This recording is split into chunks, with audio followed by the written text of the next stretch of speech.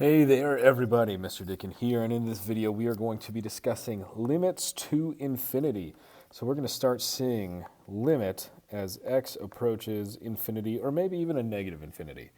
Now, we have to keep in mind that infinity is not a number. Infinity is a concept, so x can never equal infinity. We cannot plug in infinity.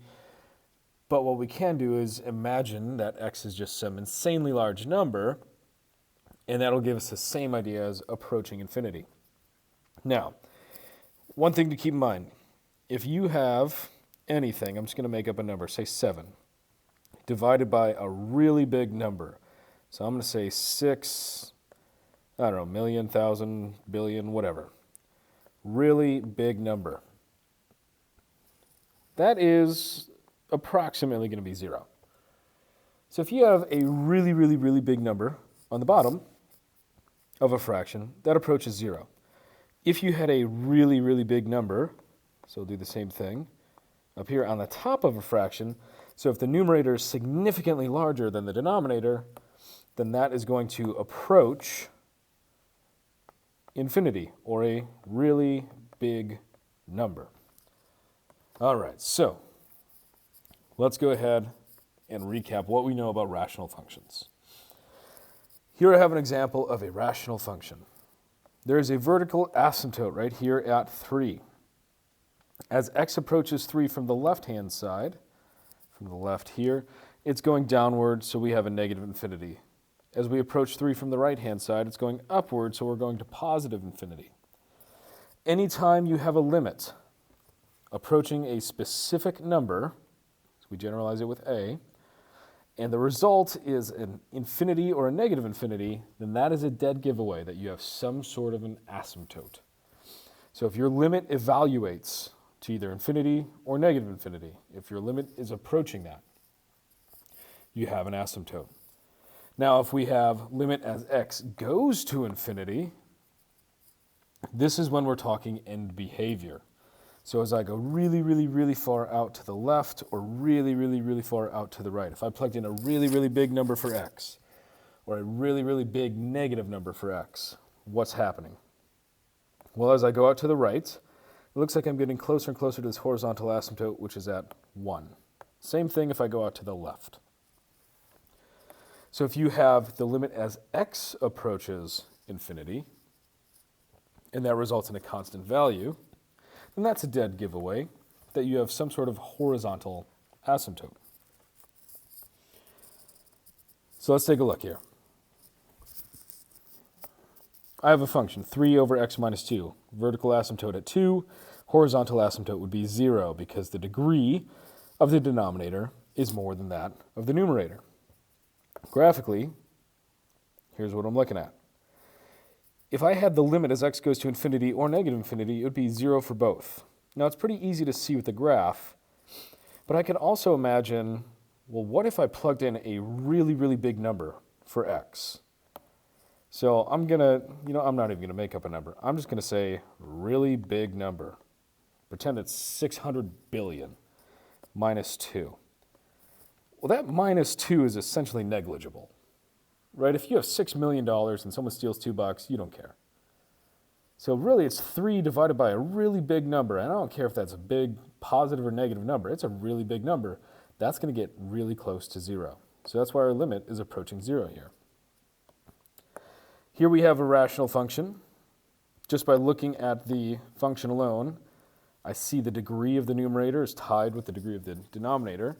So the horizontal asymptote would be 2 over 1, y equals 2 over 1. And graphically, I can see the end behavior for both directions approaches 2. Now, when we deal with this, I've got 2x squared plus 10x plus 12 over x squared plus 3x plus 2. If I were to imagine x as being a really big number, if you took a really big number and squared it, it is really big number.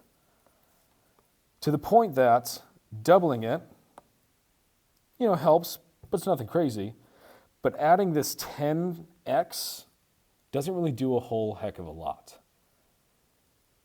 Adding 12 does negligible, right? You can ignore it.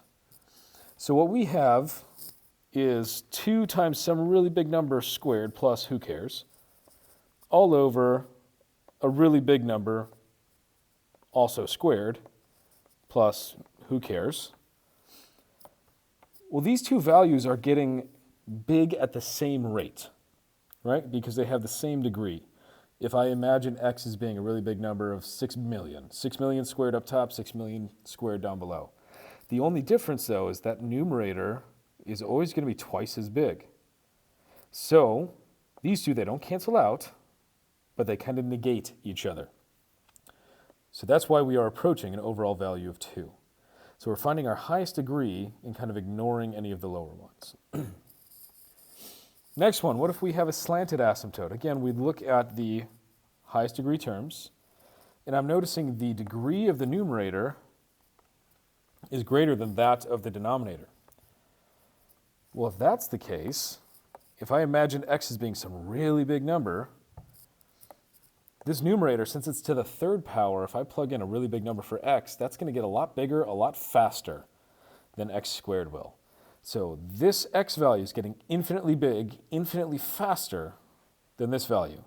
Our numerator is infinitely larger than our denominator, so we are approaching infinity. Now conversely, if I were to plug in a negative big number, say negative 6 billion, since it's to the 3rd power, a negative number cubed results in a negative number. However, the bottom is always going to be positive because it's a squared. So if I were to imagine plugging in a really big number for x, a really big number for x here as well, these pieces are essentially negligible. This numerator, if we plugged in a negative large number, would be negative. The denominator will always be positive because squaring things always makes them positive. However, this numerator is infinitely larger in magnitude, which is why, as x approaches negative infinity, we approach negative infinity. So again, it's not terribly difficult to get these limits by looking at a graph, but what we want to start doing is we want to start building a comfort level where we can get these limits just by looking at the function. All right, let's continue. Just as a reminder, this comes basically from our horizontal asymptote discussion from earlier. You can predict end behavior based on the degree. So if your function is bottom heavy, if the degree of the bottom is smaller than that of or is larger than that of the top, so x squared over x cubed, x to the 5th over x to the 7th, then the limit of your function as x goes to infinity or negative infinity will be 0, because the bottom, if x is a big number, the bottom will always be infinitely larger than the top. And anytime you divide by a really big number, you get a really small result approaching 0. If the degree is tied, so if the exponent from top and bottom is the same, well then you have a really big number getting fast at the same rate as the denominator as it is up top. So they're going to negate each other. They don't cancel each other out. But they will nullify the effect of one another. And you'll be left with the ratio of those coefficients, which is why we had that example of 2 over 1, because those x squareds, they got big at the same rate and negated each other.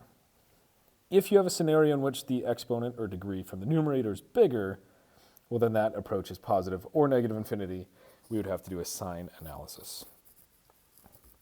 So now that we have that, let's fly through some of these. All right, we're looking at the leading exponent terms. So those are the terms I care about. The rest is negligible. As x goes to negative infinity, well, let's see, I have x to the first, x to the first. Those would nullify each other. I'm left with 4 over 2. That is just 2. Here I look at the highest terms, or highest degrees. Everything else is negligible. This top is getting bigger infinitely faster than the denominator is, so we approach infinity. This bottom one, number 3, I have an x and an x, so it might look like, hey, we've got a tie. Well, no. That is an x plus 1 squared. So if you were to FOIL that out, that'd be x squared plus 2x plus 1. So this whole fraction approaches 0 because that denominator has a higher degree. So this whole piece approaches 0. Then I'm left with a minus 4. So this is going to behave like 0 minus 4, which is negative 4. Next one. The denominator has a higher degree. The top doesn't even have anything. If I plugged in a really big number for x, I get 5 divided by some huge number. That's going to approach 0. Next, as we go to a negative infinity, let's see here. 7 over x, 7 over negative 6 million is going to approach 0. And then I've got an x squared over an x squared here. Those would nullify the effects on one another. So that just approaches 3. 0 plus 3 is 3. And lastly, as x approaches infinity, I've got a tie here.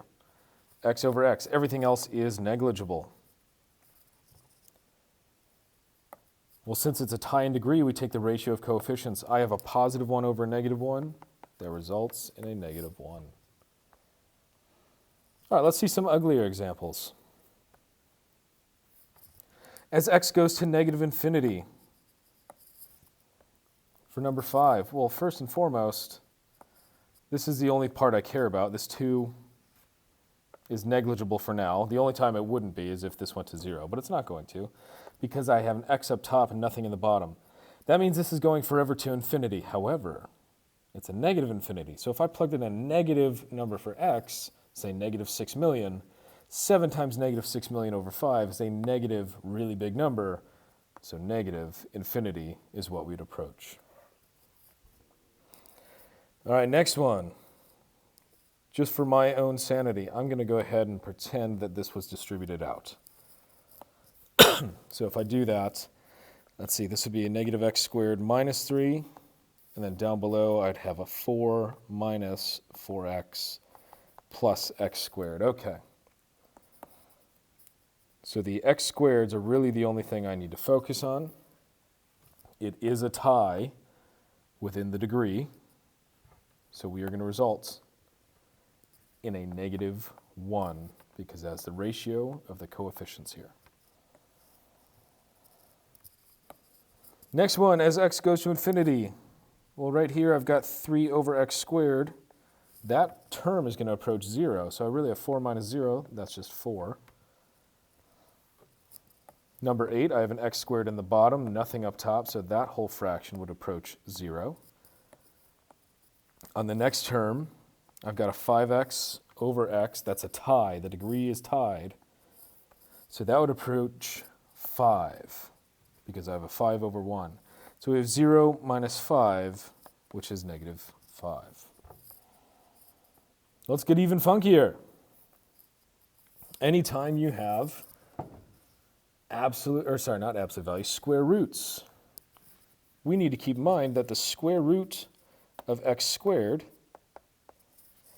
is really just the same as an absolute value of x. Now that shouldn't be terribly surprising, right? A square root cancels out a squared, but why absolute value? Well, the reason for that is anytime you square something, you get a positive result. And then square rooting a positive number gives us a positive number. So even if the original x was negative, by squaring it, it becomes positive. Square rooting stays positive. So it's behaving the same as an absolute value of x. So what we can do is rewrite this function. It's the same for both problems here, where we only concern ourselves with the highest degree. Everything else is negligible. This function, since x is going to infinity, is going to behave the exact same as a rad 3 times the absolute value of x over x. Now this is important because that numerator is always going to be positive, whereas the denominator could be positive, could be negative, depending on what the x value is doing. So over here, I have a positive infinity, so it's going to be the positive version. These have the same magnitude, so I'm left with rad 3. If I went to negative infinity, this numerator x would stay positive. However, this denominator would be negative. They'd have the same magnitude, but there's a negative, or the rad 3 out front. So I have rad 3 over a negative, so it's negative rad 3. How many more do we have here? Oh, we're in the home stretch. Okay. Next one. I've got 7x to the 4th plus 1. I don't really care about that, plus 1. Over negative 2x squared. Well, this is really a rad 7 over, or sorry, times x squared. Square root of x to the 4th is x squared. You could put absolute value bars on there, but you really don't need to because it's squaring. It's always positive anyways. Over a negative 2x squared. Now, no matter what I do, no matter what happens for the x, if I plug in a positive or negative, since we're squaring, it will always be positive top and bottom, which means regardless of x going to positive or negative infinity, the result is going to be a rad 7 over negative 2, which is negative rad 7 halves. And we'll end on this one here. We're paying attention to the highest degree x's. Everything else is negligible. So I don't care about that 5. I don't care about that minus 3. Since x is going to infinity, it is a really, really, really big number. I'm going to imagine this as being negative x over rad 2 times the absolute value of x. This denominator is always going to be positive. This numerator is either positive or negative, depending on what x value we plug into it. So both of my answers will be some sort of 1 over rad 2. We just have to figure out positive versus negative. Well, if I plugged in a positive number for x, there's a negative sign out front, so a negative times a positive will make a negative result. If I were to plug in a negative number for x, a negative x value with a negative out front makes a positive. So my answers here are negative 1 over rad 2. However, not particularly thrilled about a radical in the bottom.